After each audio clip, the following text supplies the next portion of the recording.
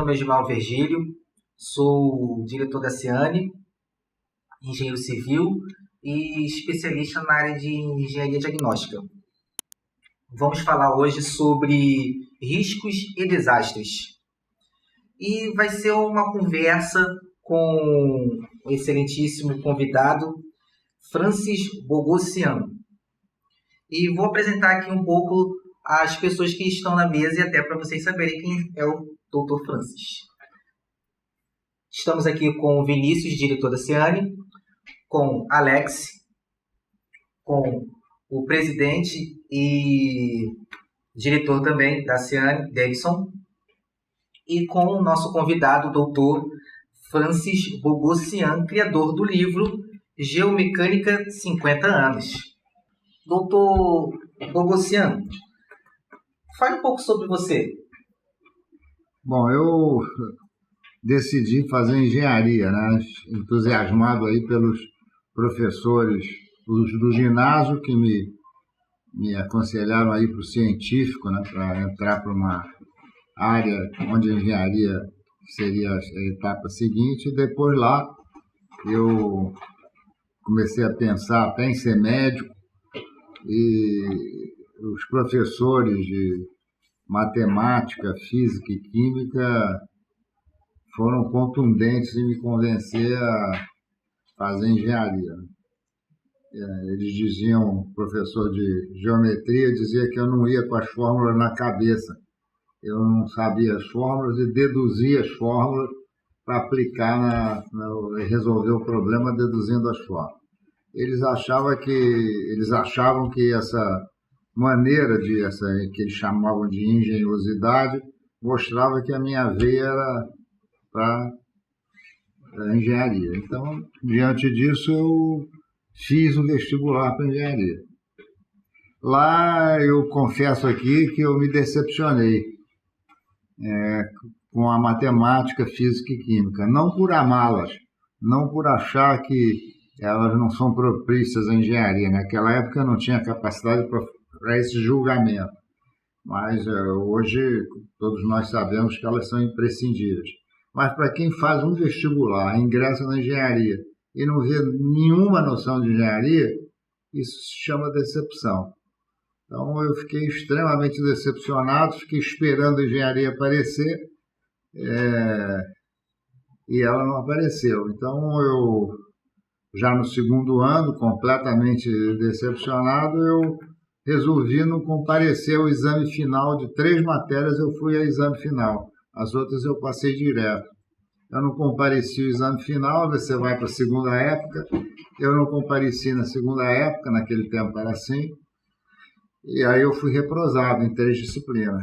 E aí fui comunicar ao meu pai. Meu pai é imigrante armênio, ele era um homem de comércio, né?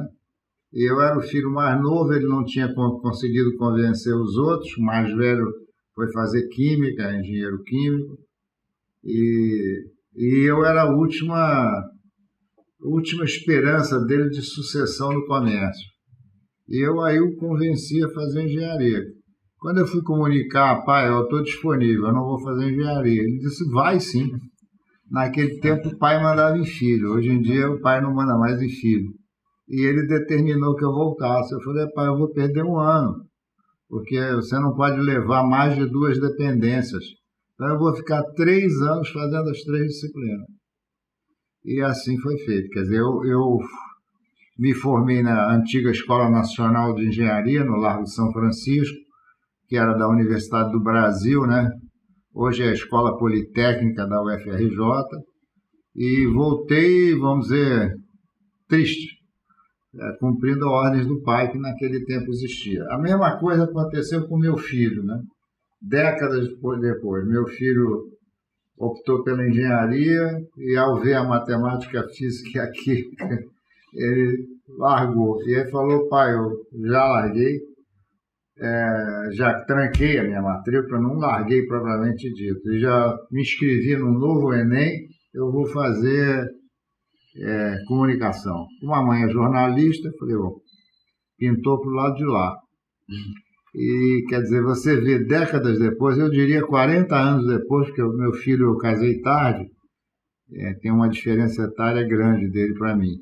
E, digamos, 40 anos depois, a mesma coisa aconteceu com meu filho. E eu tenho que dizer aqui de público que teria sido a maior burrice da minha vida, porque eu diria que eu não posso viver sem engenharia. Eu me formei em 65, como eu disse, eu comecei a dar aula em 66, né? Convidado a dar aula no Largo de São Francisco, depois no Fundão, e fui professor a vida inteira. Fui engenheiro praticante da engenharia, seja na área de estudos, seja na área de projetos, seja na execução de obras. Também resolvi ser um empresário, né, por motivos sociais, né? Construir um grupo tem um significado social ou não, se você não for um socialista no sentido amplo da palavra. Eu me considero um socialista cristão. Então, eu também abri uma empresa, virei empresário. E nunca me desvinculei de associações, sociedades como a vossa. Elas têm importância também na vida dos engenheiros. Então, eu participei primeiro da ABMS, né? Primeiro do Clube de Engenharia. Foi onde eu arrumei o meu primeiro emprego. E único, só tive um emprego. E aí eu fiz eu fui no Clube de Engenharia, eu conheci a ABMS, Associação Brasileira de Mecânica dos Solos, cuja sede era em São Paulo, e o Rio tinha uma diretoria regional. Eu ingressei na sociedade, fui secretário, fui presidente da Nacional e fui presidente da Nacional em São Paulo. Quer dizer, eu voava para São Paulo no mínimo uma vez por mês. A sede era no IPT, Instituto de Pesquisas Tecnológicas de São Paulo. E depois vim a ser vice-presidente da Sociedade Internacional, com a sede em Londres. Eu presidi a Associação de Empresas de Engenharia do Rio de Janeiro, a ERJ, durante mais de 3 décadas. Também me candidatei, fui eleito presidente do Clube de Engenharia, fui presidente interino do CREA, tudo paralelamente ao exercício da profissão, ao exercício da prática da engenharia, porque eu acho que na engenharia, principalmente nos terceiro, quarto e quinto ano, é fundamental você também ser prático. Não adianta você ser doutor, pós-doutorado, etc. só. Você tem que também ter experiência na prática da engenharia. Então, eu consegui conciliar uma coisa com a outra, né? Ser empresário, ser membro de associações técnicas, associações de classe, não são técnicas, do ponto de vista de avançar com a tecnologia, e teria abandonado a engenharia. Então, teria sido uma burrice. E eu, então, quando fui presidente do Clube de Engenharia, eu inventei um negócio que eu nominei Café com Presidente. E encarreguei a minha diretoria de se ligar às escolas de engenharia do Rio de Janeiro, né, porque o clube, embora nacional, a sede é no Rio, e comecei a receber os alunos que queriam conversar com o presidente do clube. E essa conversa era contar essa história com maiores detalhes, né? Hoje eu não posso ficar perdendo tempo de vocês com detalhes. Para mostrar que eu teria perdido o meu caminho se eu tivesse abandonado a engenharia por causa do básico. Porque isso continua, as pessoas largam a engenharia.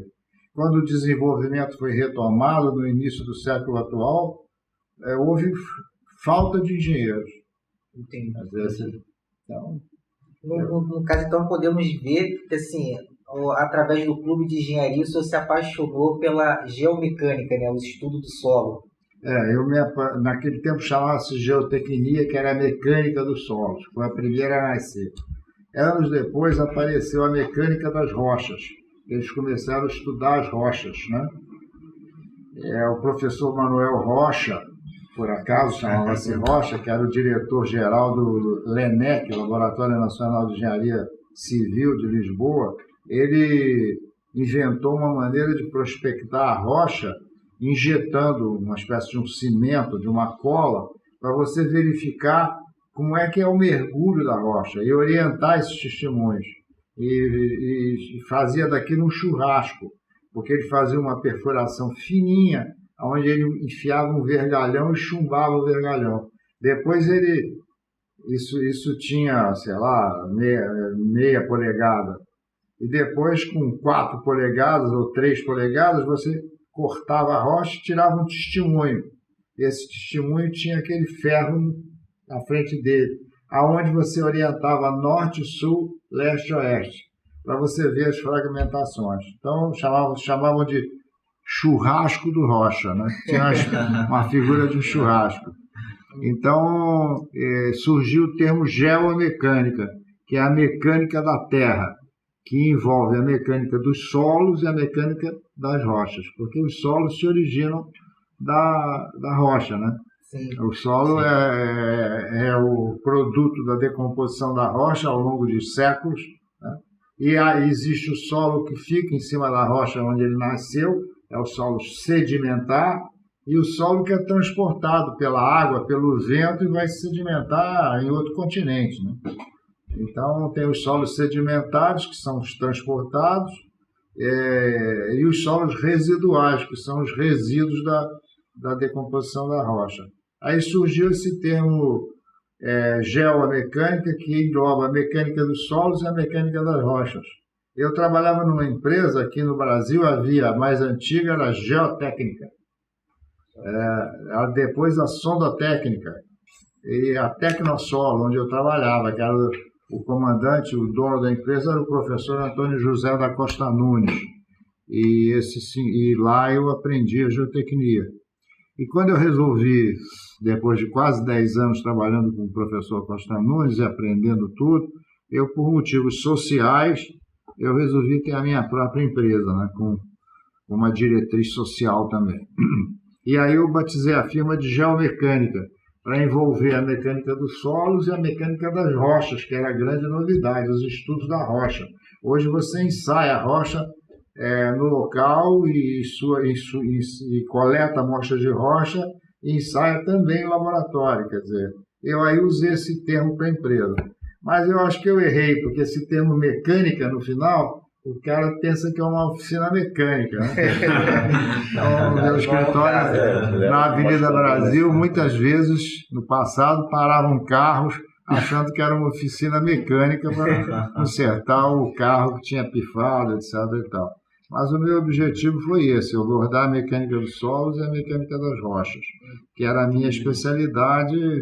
Eu cheguei a ter quase 1.000 empregados, no tempo que o Brasil se desenvolvia, no início da época de 70.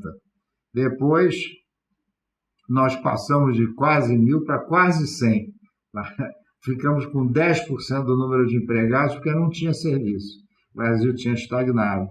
Eu aí abri o leque da empresa para poder continuar empregando. Então, em vez de ser uma empresa só de geotecnia, ela passou a ser uma empresa de geotecnia e de engenharia civil. Aí eu voltei com a retomada do desenvolvimento, eu voltei a empregar. E no início do século, quando o desenvolvimento da nação foi retomado pelo então presidente da República, 2000 e pouco, o desenvolvimento foi retomado. Então eu voltei a ter, não 1.000, mas eu cheguei a ter no entorno de 800 funcionários trabalhando com a empresa. Foi incrível, hein? Sim.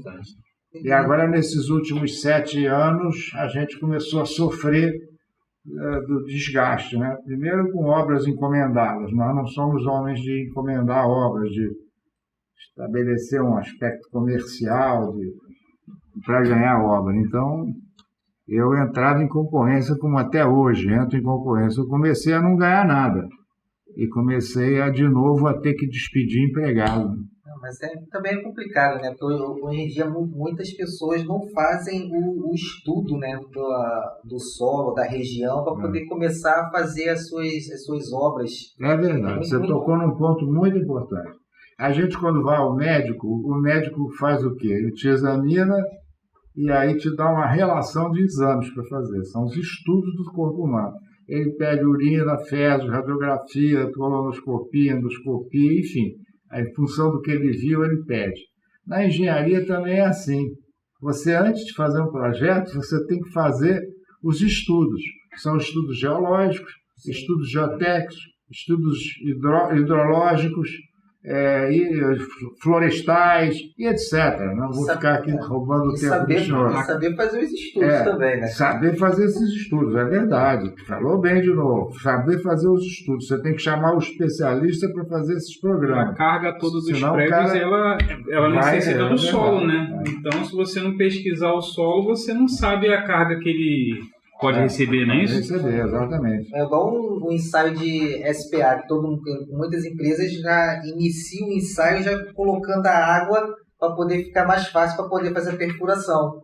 Só que a maioria não sabe que fazendo isso, a leitura ela sai errada, porque se eu não me engano, acho que só pode jogar água depois que atingir um certo limite, né, passar um filete de água, que aí você pode inserir a água em si. Eu acho que é um procedimento, no meu entender, errado. Você diz, antigamente, antes da geotecnia nascer, os livros de concreto armado, eles davam uma tabela, que os solos têm parâmetros internos, os solos coesivos, eles têm um parâmetro de coesão, que resiste, é o parâmetro de resistência do terreno. E as areias e pedregulhos têm um atrito intergranular. Então, esses parâmetros de coesão e ângulo de atrito são calculados através de ensaios in situ ou ensaios de laboratório. Você não precisa inventar.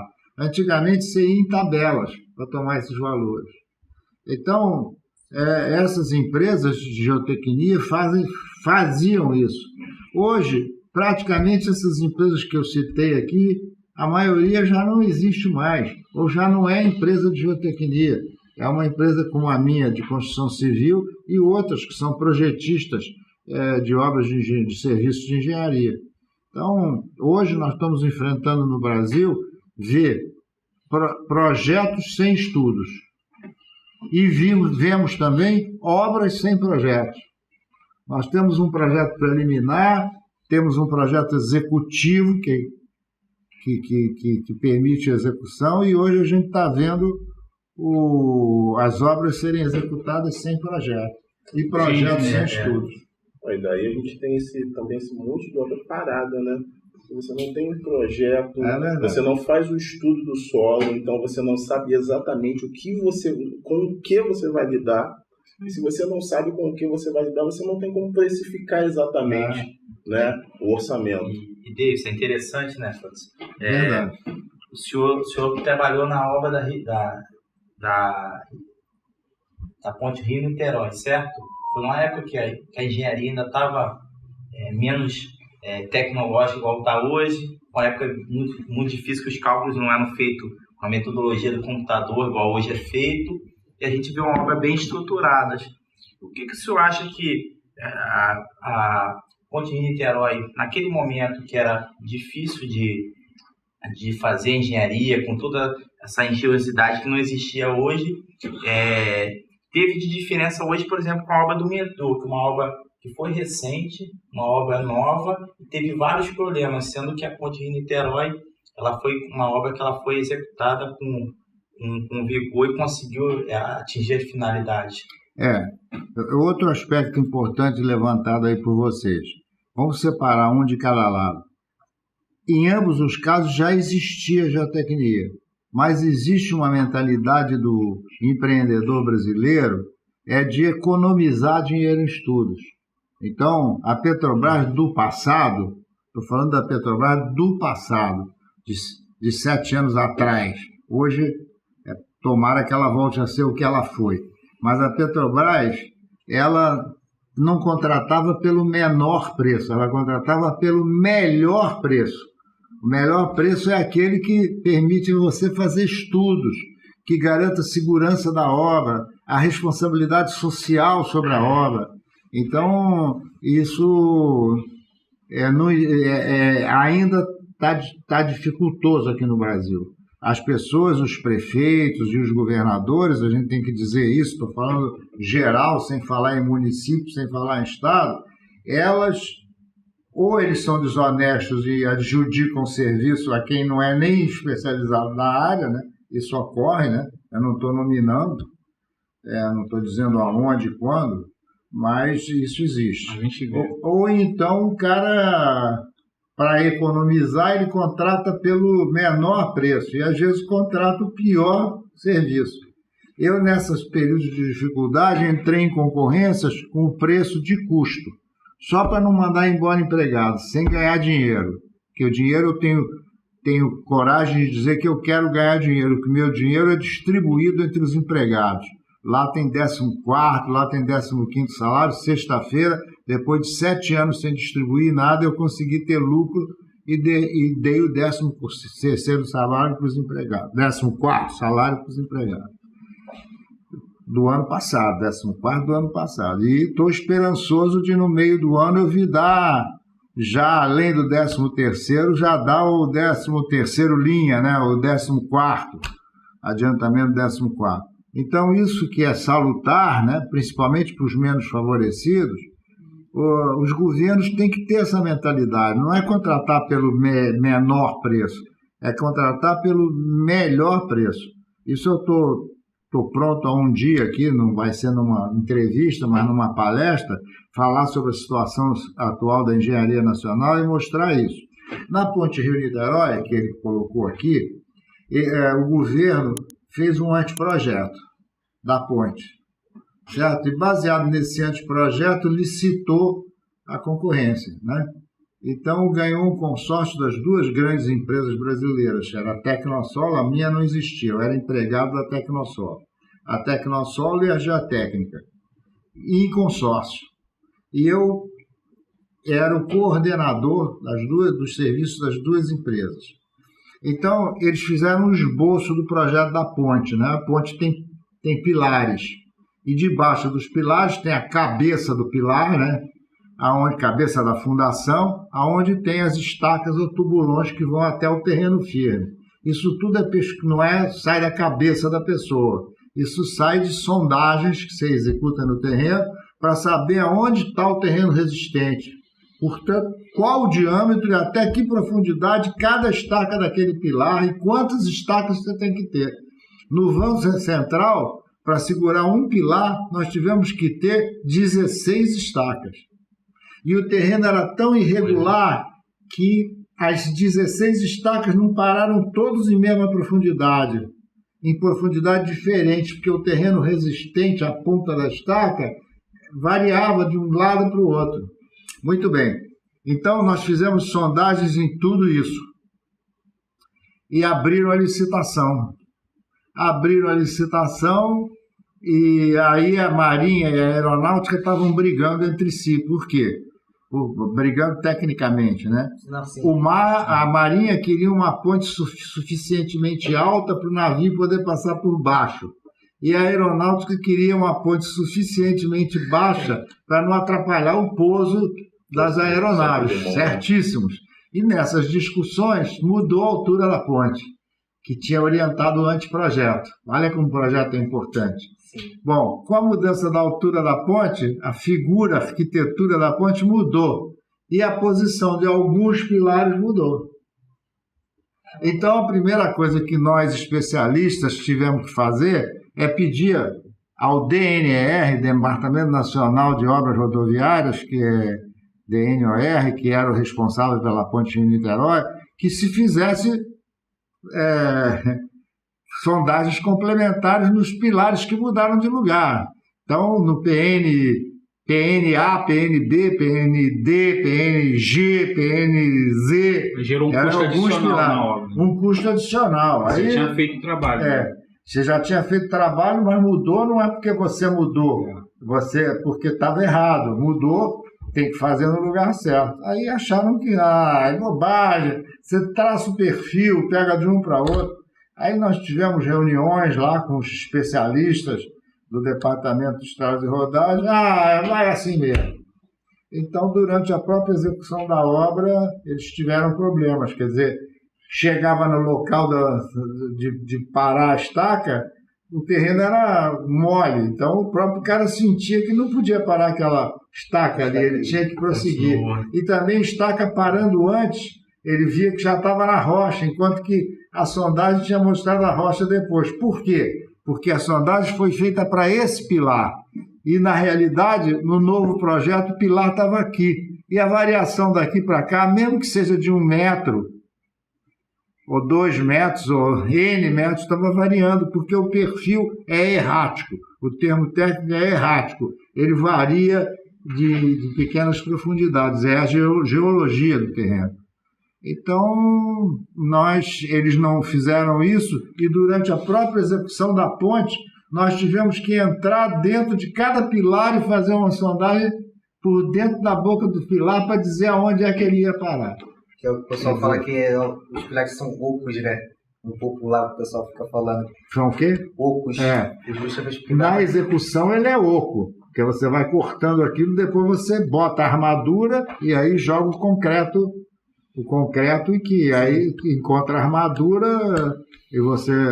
Mas o fundamental é por onde esse pilar se assenta num bloco, e esse bloco é sustentado por um feixe de estacas, né? Eu falei ali na vão central, 16 estacas, né?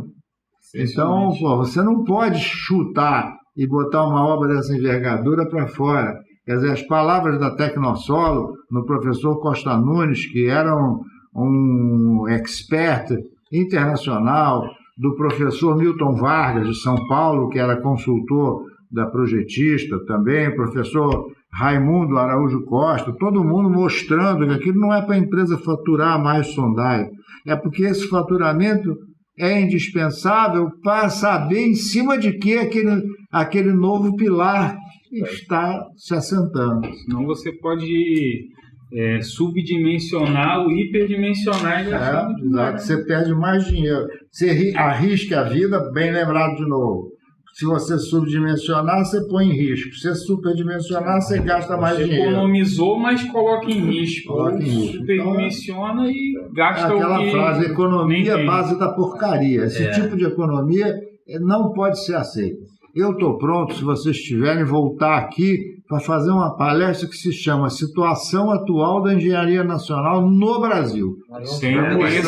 Mostrar tudo isso que está acontecendo. Será convidado pela gente. Com certeza. O senhor citou uma questão muito importante, a questão da forma que é feito hoje a licitação, da forma que é escolhido hoje. A gente teve um embate muito importante a nível federal, traçado pelo CONFEF, a questão que estava se propondo no Congresso Nacional da engenharia virar pregão eletrônico. Teve um embate justamente para a gente poder... Isso é um erro total. Um erro total, né? E acho que a gente tem que começar a pensar em reestruturar o sistema CONFEA-CREA. O sistema CONFEA-CREA tem que ter a responsabilidade de meter o dedo dele e não aceitar isso do governo. Isso pertence ao Ministério do Trabalho.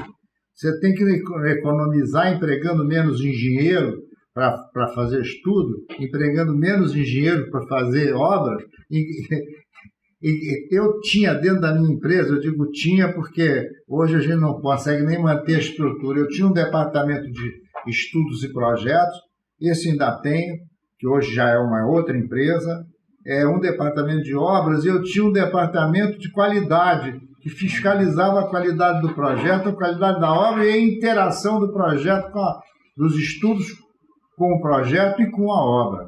Quer dizer, isso todo mundo sabe como fazer, mas vai fazer economia aí? Ela vai dizer, o Francis está dizendo isso porque ele é empresário. Mas antes de ser empresário, eu sou professor.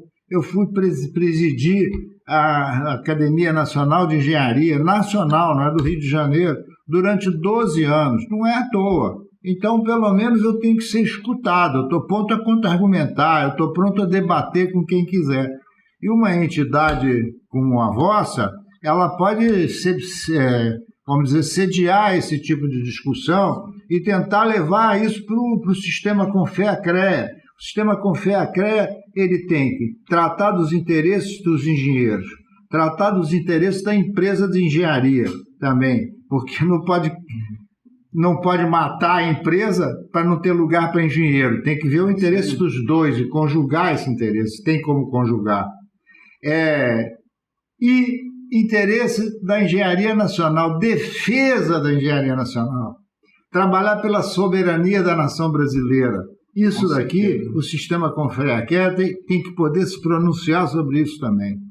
Com toda certeza. Isso, o sistema ele precisa ter relevância, né, nacionalmente falando. Sem dúvida. Porque a gente para analisar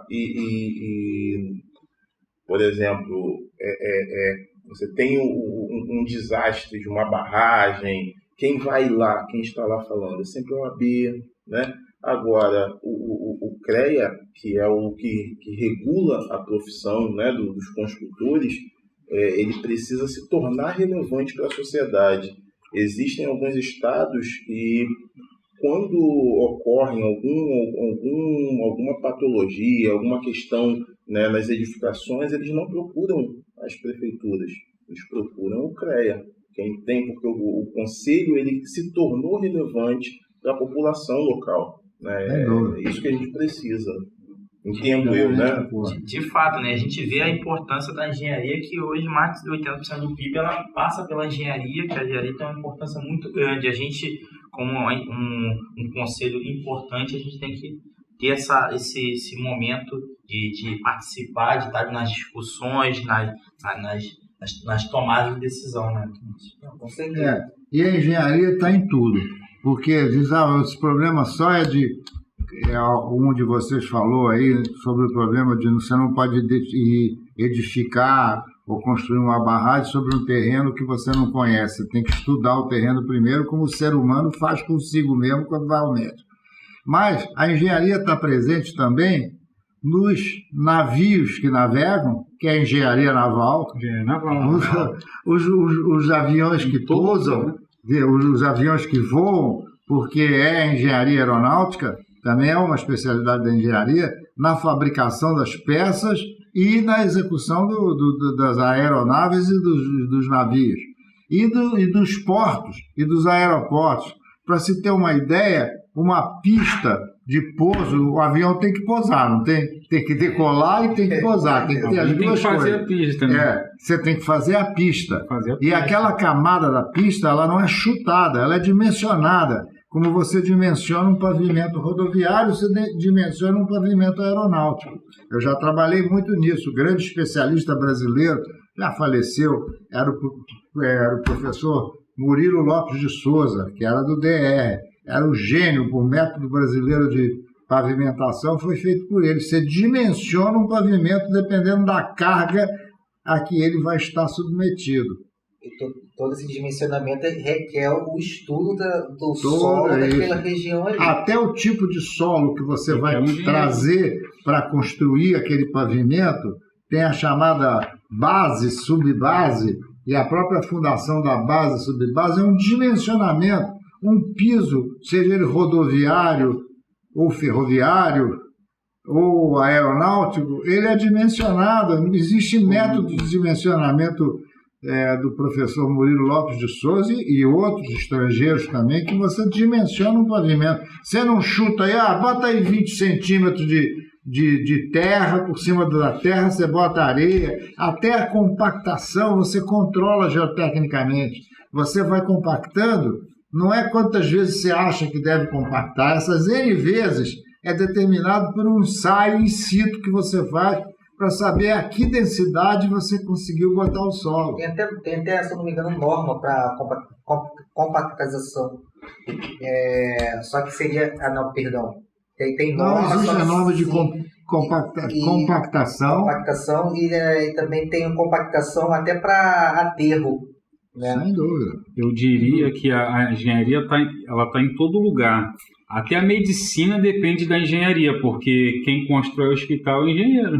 Né? Exato, claro. E as peças de engenharia, hoje que você faz um ensaio sensacional, né? Equipamentos dimensionados pelos engenheiros especializados nessa área. Então a gente precisa dessa força política dentro da engenharia. O controle desses equipamentos que você entra, hoje você não corta mais sempre, né? Você pode fazer uma laparoscopia.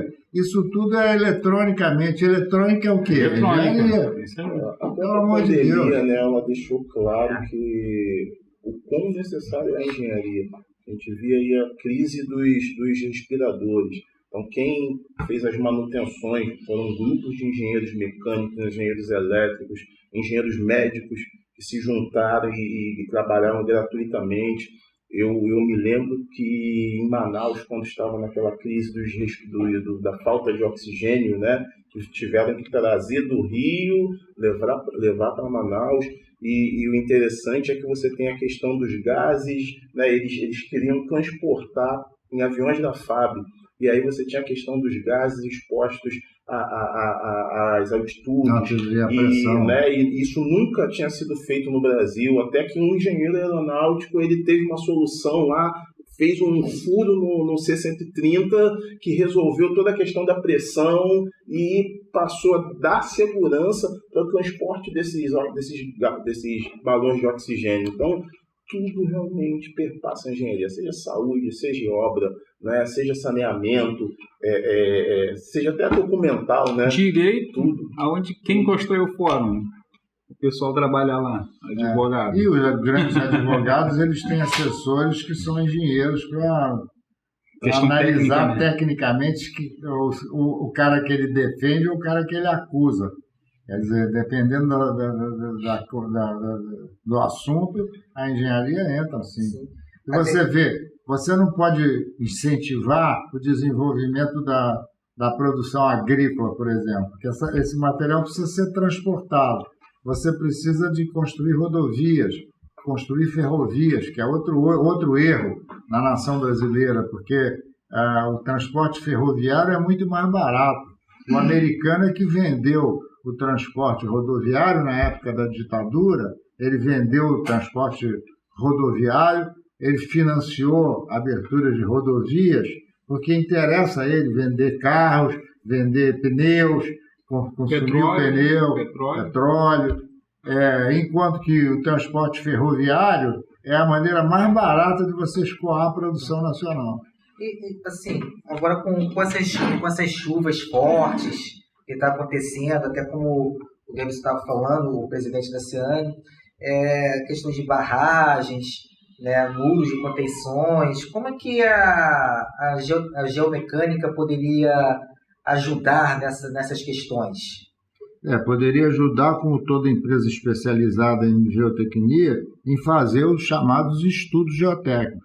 Um projeto de uma barragem, ela não pode ser executada sem um estudo geotécnico.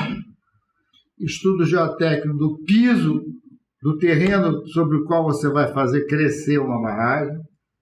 Ela tem condições de estudar o material que você joga lá dentro e a forma de jogar esse material, compactado, de que forma e até que densidade deve ser compactado. Isso tudo a Engenharia Nacional e a Geotecnia Nacional está habilitada a fazer, sem o menor risco. Então, os acidentes de barragem ocorreram porque esses estudos não foram feitos. Estudos para o projeto, as obras foram executadas sem projeto nenhum, e se houve projetos, os projetos foram deficientes em termos de estudo. E outro assunto é a execução. A execução de uma barragem, ela tem que ser auscultada. Você vai medindo, tem um sistema de... Como você faz de novo, falar no ser humano? Você vai no médico, ele instala um negocinho aqui em você para medir a sua variação de pressão durante 24 horas. Você dorme, acorda, almoça, janta, faz a higiene com aquele troço instalado, 24 horas. Existem instrumentos que fazem medições de obras. E isso custa barato, relativamente barato, em relação à segurança e à garantia de qualidade do produto. Isso é uma coisa que não está sendo executada nas barragens brasileiras, né? Inclusive, essas barragens são usadas com material de jogar fora, né? Esse material também pode ser conhecido, e à medida que ele for sendo utilizado para a constituição do corpo da barragem, você vai sabendo o que você vai botando lá. Então, vai orientando a construção da barragem. E você, quando sair agora das barragens, ainda nas barragens, O aterro da barragem, ela tem que ter um talude previamente estudado. A inclinação desse talude, e às vezes ele precisa de uma berma de equilíbrio. Assim como se fala dos edifícios, né? Quando você constrói isso aqui, é a barragem, como se eu pudesse pegar uma barragem pronta na mão. Ela vai se assentar sobre um terreno. Você tem que conhecer e prever o comportamento do terreno que serve de base a essa barragem que vai ser construída em camadas. A estabilidade desse talude aqui, se esse talude é assim, ou ele é assim, ou ele é assim, gastando mais terra, o estudo define isso. Não é fazer verticalizado para gastar mais ou suavizado para botar lá mais material, portanto aproveitar mais o entulho. Tudo isso pode ser estudado, basta querer estudar. Hoje está se procedendo a esses estudos a posteriori, pelo menos pela Vale do Rio Doce. A própria Vale está procedendo a esses estudos. Agora é comum o cara na própria fazenda dele constrói a barragenzinha e transforma aquele córrego numa barragenzinha para ele ter água lá para passear de barco. O cara faz isso porque ele não é instruído nesse sentido. Essas estradas que são cortadas, você tem os aterros e tem os cortes, né? A estabilidade do corte pode ser definida pelos estudos geotécnicos. Qualquer entidade especializada sabe fazer isso. Se o talude é assim ou se ele é assim. Se o material é bom, ele pode ser assim, se economiza muito corte. Ou então ele tem que ser em degraus. Isso tudo não é inventado pelo projetista ou pelo paisagista que fica mais bonito fazer assim ou assado. Isso o estudo vai dizer. Mesma coisa sai do aterro. Existe uma solução, inclusive, que o velho professor Barata, esse ano vai fazer 99 anos, foi meu professor, foi o homem que me fez me apaixonar pela engenharia, antes do professor Costa Nunes. Ele diz que a primeira grande solução é a de evitação. O pré-estudo geológico geotécnico que você faz do terreno, às vezes mostra que a estrada, ao invés de passar por aqui, que ela deve passar por aqui. Por quê? Por causa das características desse terreno e as características desse terreno. Por causa da encosta que tem aqui e da encosta que você tem aqui. Então, os estudos permitem que você tenha praticamente garantia de qualidade, responsabilidade social. E isso a gente tem que armar um CREA de ter dinheiro, não é só cobrando a ART, ele tem que ter dinheiro também para ter equipes técnicas remuneradas de especialistas para poderem opinar sobre isso. Não é ser chamado para opinar sobre um assunto que ele não teve nada a ver. Eu acho que essa legislação deve ser mudada. Se você tem um sistema com CREA, ele deve ter meios, inclusive, para poder ter as suas equipes técnicas. Por exemplo, a gente tem os conselhos, né, que se chamam, né? Conselho de Engenharia Civil, não é conselho, são as câmaras.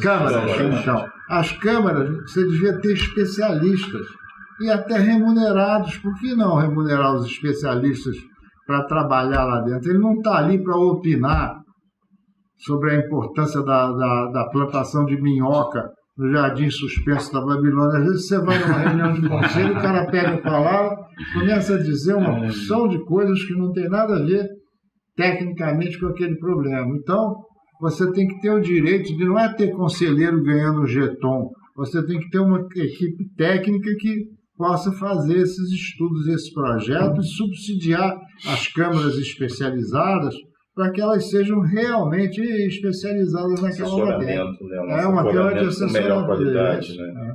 Então, o senhor acredita que esses estudos aí sobre geotecnia, eles evitariam muitos desses acidentes aí, dessas catástrofes que a gente vê ocorrendo aqui no estado do Rio de Janeiro, Petrópolis? Eu tenho uma palestra também, até falei com o Alex e o Alexandre, que mostra que você gastando de 2% a 10% do que você vai gastar na mitigação da catástrofe, se você fizer estudos prévios você gasta muito pouco dinheiro e evita que haja fatalidade. Para consertar a fatalidade, você vai gastar muito mais, 10 vezes mais, 90 vezes mais. E não recupera, né? E sem falar no dinheiro que você vai gastar na recuperação das edificações que você perde, né? Nesse escorregamento acaba com casas, com lojas, com fábricas, com tudo. E vidas, isso é o mais importante que eu deixei por fim. Você evita perder vida. Então, em vez de você gastar 100 unidades de dinheiro, você gasta de 2 a 15 unidades de dinheiro em vez de 100 e estuda aquela área. E aí executa aquele estudo.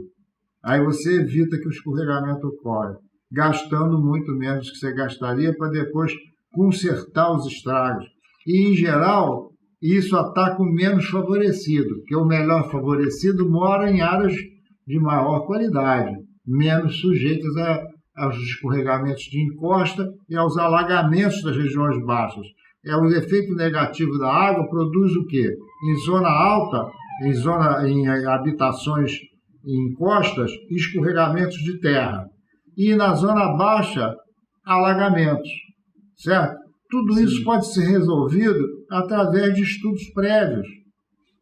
Ao invés de esperar acontecer e aí vir pedir verba ao governo federal. Prevenção, né? A palavra é prevenção. Prevenção, né? A palavra é prevenção. Então, eu tenho também uma palestra que tem andado aí pelo Brasil, que se chama Prevenção versus Mitigação de Catástrofes. Não evita também não evita só isso, não. Também evita a questão do crescimento desordenado dessas regiões que não são próprias para o habite-se, devido à característica do solo da região, né? Tudo isso sendo visto e monitorado pelo estudo em si. O crescimento desordenado ele se deve à falta de um programa nacional de habitação e saneamento. Nós tínhamos antigamente o BNH, que foi criado pela deputada Sandra, morreu há 1 ou 2 anos atrás, Sandra Cavalcante. Ela foi a primeira presidente do BNH, Banco Nacional da Habitação. Depois passou a ser BNHS, Banco Nacional da Habitação e Saneamento, que são as duas coisas mais importantes para o menos favorecido. E a classe política, eu acho que ela tem que concentrar o seu esforço justamente para o menos favorecido. Equidade, né? Equidade. Claro, não tenha dúvida disso. Então, o que aconteceu? No governo Sarney, acabaram com o Banco Nacional de Habitação, criando dentro da Caixa Econômica Federal um setor lá de habitação e saneamento. Imagina, a Caixa Econômica Federal sobrecarregada, ficar com um encargo que era de um banco inteiro. E mais ainda, o FGTS era o dinheiro que ia para o Banco Nacional da Habitação, chamado BNH. Esse FGTS vinha da onde? Tanto do patrão como do empregado. Uma partezinha do salário, uma parte pequena também do empreiteiro, formava o FGTS. O FGTS continuou existindo e foi usado com outras finalidades, que não essa. Quer dizer, isso é um erro. Nós não podemos aceitar isso. Quer dizer, o menos favorecido, sem mobilidade, você, do jeito que está, você não tem mobilidade, principalmente nas grandes cidades. Então, o cara, para ir para casa, para o trabalho, ele leva aí cerca de 3 horas para ir, 3 horas para voltar. Então, na região mais barata, ele tenta morar o mais próximo possível do local de trabalho dele. E aí ele vai subir a encosta, ele vai para a região alagada, onde já é menos longe do que a outra, não é tão perto, mas é menos longe. E isso tem que ser encarado. Nós temos um novo governo no Brasil e uma entidade como o Sistema Confer, CREA, as associações de engenheiros dos municípios e estados, tem que trabalhar nisso. Nessa minha preleção, eu recomendo que nós devíamos ter um Departamento Nacional de Prevenção e Mitigação de Catástrofes, porque a maioria dos prefeitos... O Japão faz, né? Como o Japão Isso faz. seria Impressionante, seria magnífico.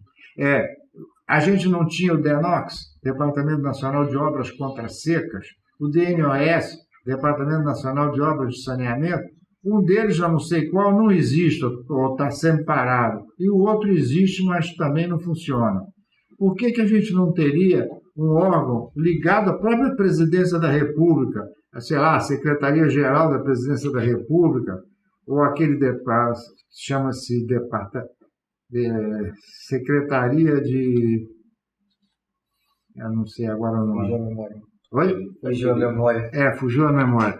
Uma secretaria ligada à Presidência da República que poderia comandar o Departamento Nacional. Esse Departamento Nacional teria sede em Brasília, né, junto do Palácio do Planalto, ou dentro do Palácio do Planalto, e teria diretorias regionais em diferentes regiões, como era o DNOS. Por que não se estabelece isso? E com esse dinheiro, não esperar a catástrofe, subsidiava as prefeituras que não têm dinheiro. A responsabilidade é do prefeito. Se você for lá no Código Civil, a responsabilidade é do pobre coitado do prefeito, que não tem dinheiro. Mesmo que ele tenha mentalidade para fazer aquilo, ele não tem dinheiro para fazer aquilo. Então você teria que ter um departamento nacional que alimentasse esse órgão. E esse departamento nacional teria uma espécie de uma GeoRio nacional. Porque a GeoRio é o que salvou a cidade do Rio de Janeiro, com a ação do Rio de Janeiro, que chovia e escorregava casas, bairros inteiros. Com a criação do GeoRio, que é considerada uma das melhores do mundo, a primeira em geral é essa japonesa que você falou. E em segundo lugar vem essa nossa. Por que não transformar ou criar uma outra dessas com engenheiros, geólogos, hidrólogos, especializados que integravam essa sede e também as diretorias regionais para atender os diversos municípios. Ideal que tivesse uma ação ativa, né? Porque, assim, ativa e de prevenção. De prevenção, porque a gente tem hoje até o Departamento Nacional de Defesa Civil, tem as defesas civis estaduais e municipais, mas elas agem num papel muito mais passivo, né? Elas agem quando a questão já aconteceu, quando o escorregamento já aconteceu. Né? Claro que existem alguns cursos que fazem, né, mas falta muita infraestrutura, falta muita... É menos pior, a gente precisa de departamento com ação ativa, né? Ativa e preventiva. Exatamente. E preventiva. Eles têm um trabalho fantástico, mas eles não têm dinheiro suficiente. É isso aí. E só atacam o hospital que vai tratar o problema. Eu concordo com o senhor em relação às especializações e tudo. Inclusive tem até o nosso patrocinador, a Mútua, né, que ela distribui algumas bolsas para coisa associada, de bolsa não, né, perdão, desconto em algumas faculdades para poder fazer, a pessoa poder fazer a especialização, mas tem que ser mutualista, né, e com isso as pessoas que não estão conseguindo pagar integral, ela paga, né, com desconto e consegue se especializar na área, mas é aquilo, né, a pessoa tem que querer se especializar em um departamento. Infelizmente, não é o que não está acontecendo. Né? Porque os municípios eles não têm um corpo técnico, muitas vezes, que é necessário para subsidiar um estudo técnico, verdade, atuar preventivamente. Além de não ter o dinheiro, ela não tem o corpo técnico. Tem que ter recurso financeiro. E sem recurso financeiro, ela mal tem o número suficiente de engenheiros e técnicos de nível médio para supervisionar as obras. Então, quanto mais para resolver os problemas. A gente eu me lembro que uma das minhas especializações que eu fiz na ENSP, né, em gestão urbana, né, uma das matérias ela tratava da questão da presença da engenharia no território nacional. E foi nos passado que existe um estudo no Ministério da Cidade que vai dizer que 66% dos municípios brasileiros não tem um engenheiro no seu quadro técnico. Né? 66% é muita coisa. A gente olha para o Sudeste, a gente não consegue vislumbrar isso. E a gente olha para Nova Iguaçu, olha para Belfort Roxo, olha para os municípios ali da Costa Verde. Só que quando você cai nos municípios, você pega ali um estado como Minas Gerais, com mais de 600 municípios, né? Alguns municípios só com 700 habitantes, extremamente rurais, você não tem um engenheiro sequer lotado ali. Então você não consegue ter essa reação. Eu sou um defensor da PL que hoje ela está no Senado Federal aguardando só a votação, porque ela já passou em todas as comissões, que ela institui a Engenharia Geral da União. Engenharia, arquitetura e agronomia, né? Isso por quê? Porque vai se criar, a gente tem tantos departamentos hoje a nível nacional que trata do direito, né? AGU, CGU e por aí vai, mas não tem nenhum departamento que cuide somente da engenharia, né? Então a ideia, né, pelo menos o que está no texto, é que a União ela tenha esse grande departamento e que ela coloque, igual o Mais Médicos faz, coloque a serviço nos municípios. Então você passa a suprir pelo menos essas carências. Tem 10 anos ela parada, né? 10 anos parado no Senado Federal. Interessante desse. Quando o médico erra, às vezes ele mata uma pessoa. Quando o engenheiro erra, às vezes centenas, milhares. Então a engenharia ela tem um impacto muito grande em vidas. Quando deixam de ouvir o engenheiro, né? Porque às vezes tem um projeto, mas ninguém quer pagar pela pesquisa. E a gente vê engenheiro, às vezes, desesperado, que dá o nome dele para ser responsável técnico de uma empresa cujo dono é advogado. Eu estou resolvendo um problema na casa de um médico em que a obra que recomendaram a ele contratou uma empresa de engenharia que não tem engenheiro, é um advogado que abriu a empresa. E tem uma pessoa que dá lá o nome, sei lá, para ser responsável. Simplesmente põe um RT lá e quem o cara, você vai entender porque ele está desesperado porque não tem emprego. Então, isso daí... Eu estou pronto, esse assunto é muito vasto, eu tinha dito antes da gente começar a conversar, eu estou inteiramente à disposição, eu hoje sou um homem mais liberado em termos de tempo e tenho uma enorme satisfação de voltar aqui ou fazer uma reunião num auditório para reunir os engenheiros associados à ASEANE, né? Eu posso vir aqui falar sobre isso, sobre o estado da arte na geotecnia brasileira, a situação atual da engenharia nacional, a evitação com melhor solução, a prevenção versus a mitigação, enfim, eu estou inteiro de disposição. Se vocês acharem que eu sou um bom comunicador, eu estou à disposição para vir aqui mais de uma vez. Com certeza, nós vamos convidar o senhor. Não, a gente tem aqui na região, né? Não só Nova Iguaçu, mas o entorno de Nova Iguaçu, porque Nova Iguaçu ele é um município que no Brasil ele teve a maior quantidade de emancipações, foram mais de 15 emancipações, né?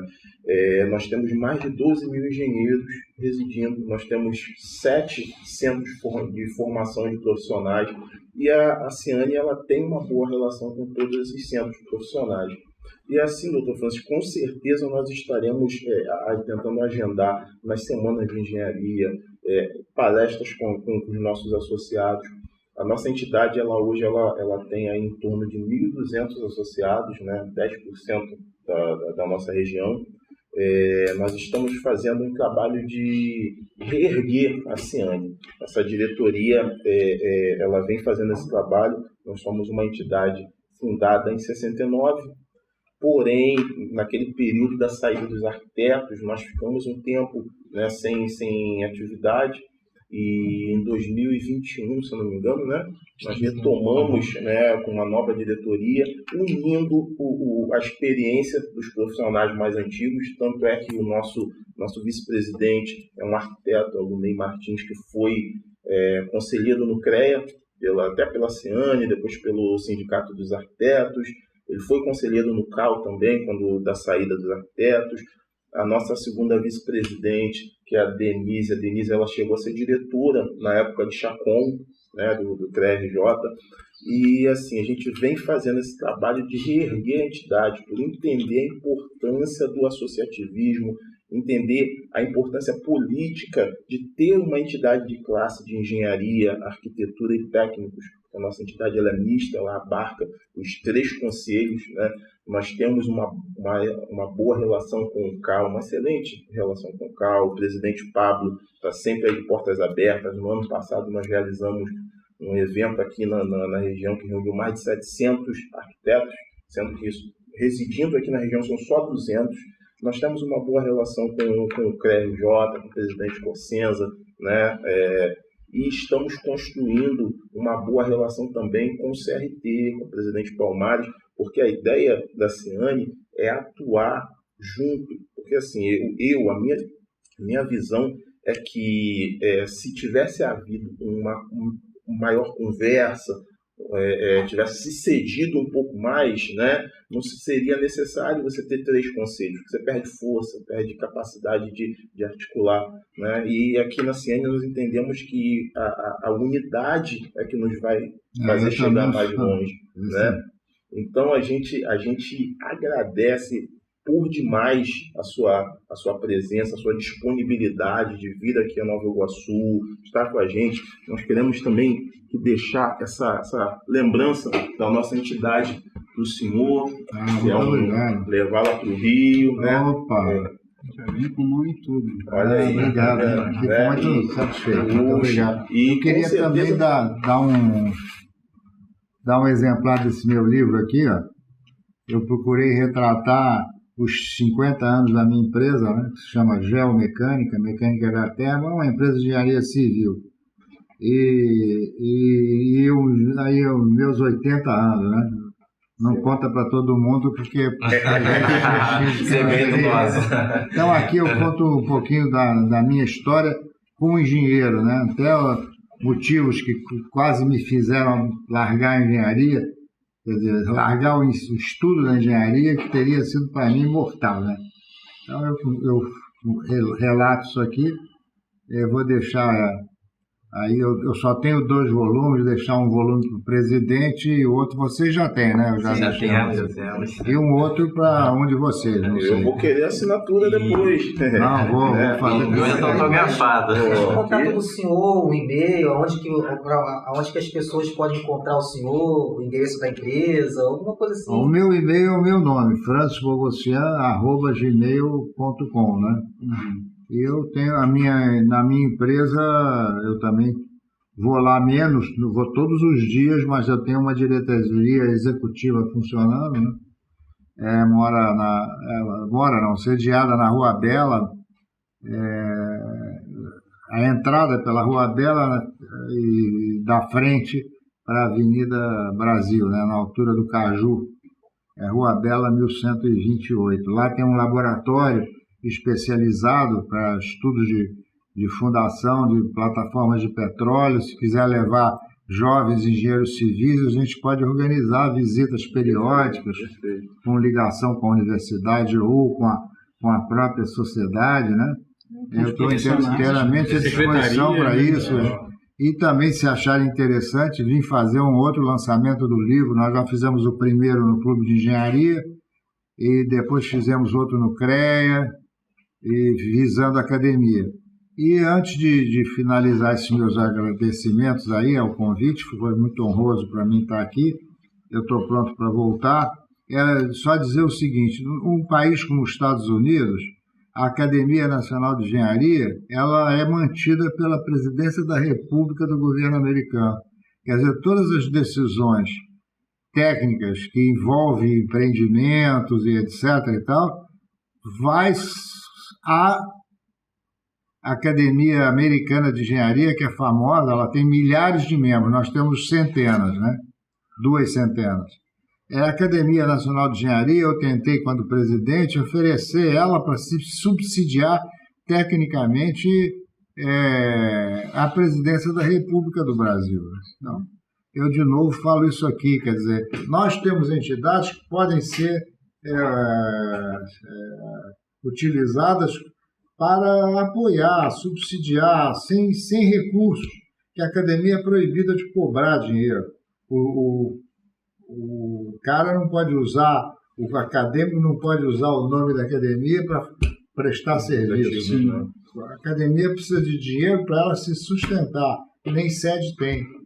Já a americana não, é um edifício inteiro que subsidia a presidência da República. Então, esse também é um ponto, quer dizer, um departamento desse, uma Academia Nacional de Engenharia, não tomar na presidência, mas ela poderia, tecnicamente, subsidiar a formação da estrutura de uma diretoria nacional com departamentos regionais, com especialistas, né? Ajudar a montar a empresa, a estruturar uma empresa que venha a funcionar.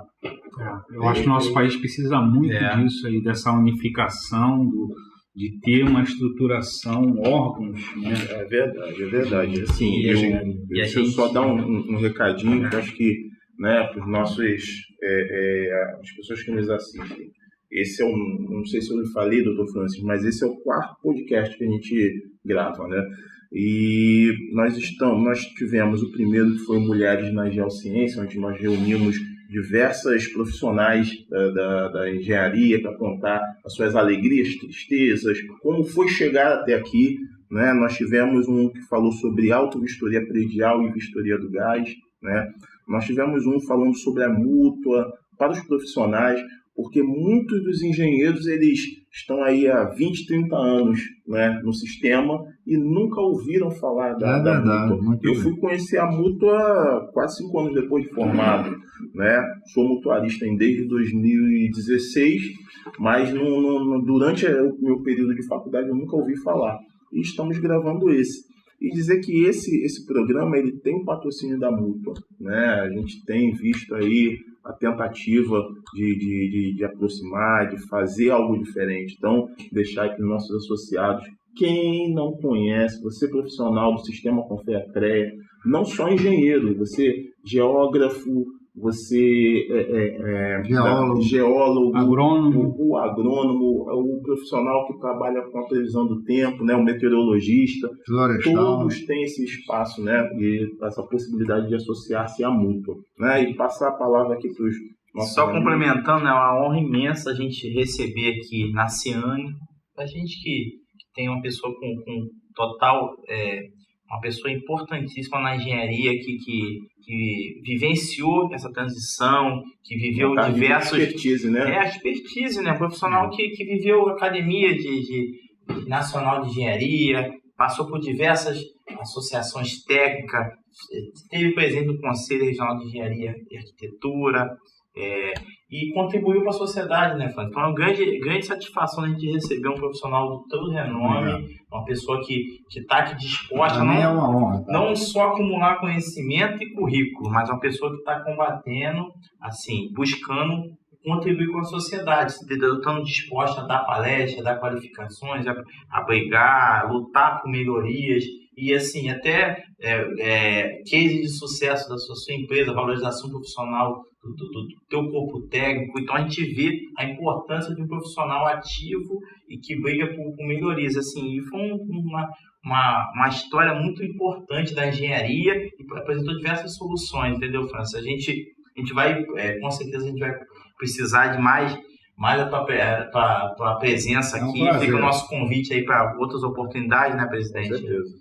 E nossa diretoria vai com certeza, é bem importante ter pessoas assim participando do debate, né? Eu acho que o velho tem muita coisa a transmitir, não só sobre os seus erros, seus acertos, mas também sobre os seus erros. Então, a vivência do cara modesto e realista, ele tem muita coisa para contar sobre erros e acertos, não é só sobre acertos, não, achando que ele acertou tudo. Eu tenho meus erros também para contar. E eu sinto cada vez mais que eu preciso do jovem, porque tem muita coisa que o velho concebe, mas não executa. E o jovem pode executar aquilo com a experiência do velho. Então, essa miscigenação do velho com o jovem, eu acho que é de fundamental importância em todas as áreas, e notadamente na engenharia civil. No que eu puder contribuir, eu estou à disposição. Então, assim, a gente agradece, né? Como eu disse, para a gente é uma alegria ter o senhor aqui conosco, né? E dizer a vocês que, né, assim, nós encerramos esse 4º podcast, né? Logo teremos um novo assunto para estar gravando. Nós teremos um dos nos próximos podcasts nós vamos fazer uma live Brasil-Portugal. Estaremos falando com os engenheiros lá de Portugal, né, e aqui do Brasil. E assim, doutor Francis, com certeza o convite vai chegar para o senhor para um próximo momento você estar aqui conosco novamente, tá? Muito obrigado pela sua presença, tá? A união faz a força, né? Isso aí. E para quem está nos assistindo, não deixe de nos seguir, curtir lá, que é importante, ajuda aí a gente, tá? E se inscrevam lá na Ceane, no canal, se inscrevam na entidade, pode ir na internet, digitar lá Ceane, vocês vão achar todos nós aqui, tá bom? Se inscrevam lá, profissionais, tá bom? Com todos os profissionais da engenharia, arquitetura, técnicos, se inscrevam lá. E para quem não é da área, como eu falei antes, deixa um like lá, dá um curtir na nossa página, nos sigam. E até a próxima. Posso deixar só um recadinho aqui? Pode, claro. Então você encontra a Ceane no YouTube, no Facebook e no Instagram.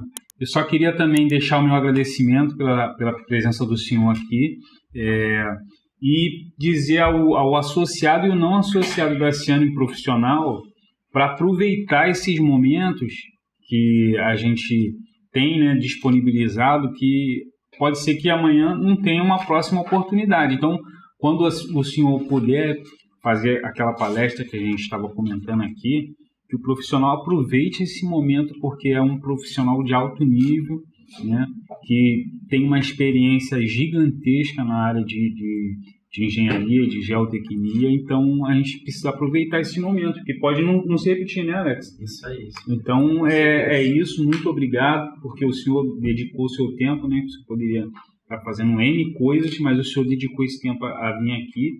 Então, só quero agradecer ao senhor. Obrigado. É isso. É isso aí. Fechamos.